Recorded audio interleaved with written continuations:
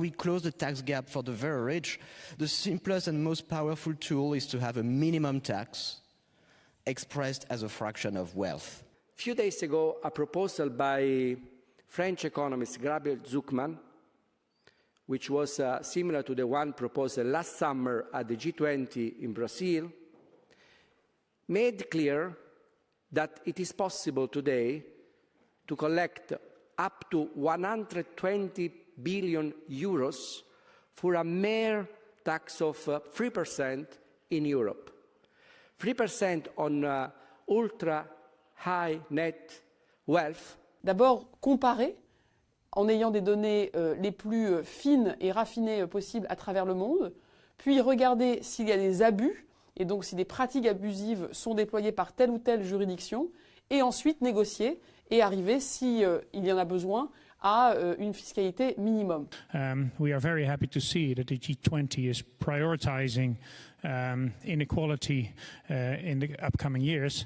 We think there's a great responsibility for EU to follow them too.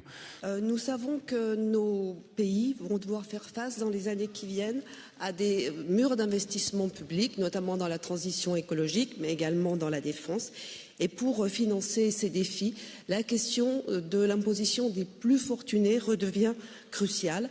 En effet, en France, le taux effectif d'imposition des plus fortunés est dégressif pour les 0,1% les plus aisés.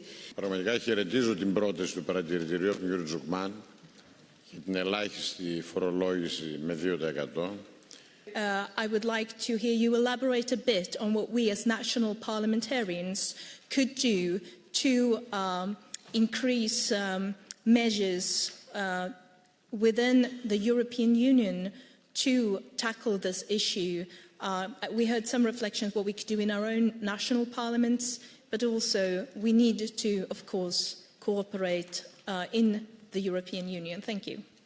So I want to stress that wealth tax is the only way to maintain living conditions for the general population and the only way to have means flow back to the governments. Lowering taxes for the ultra-rich or for corporations does not automatically lead to more investment because it creates a free lunch. It takes away the incentive to invest and to earn your profits, so to speak. And I think one of the biggest challenges we have is believing that we can't do it, or that it's technically hard, or that, so we can do it. There's ways to do it. We've lots of great minds working on all of that and lots of proposals on the table.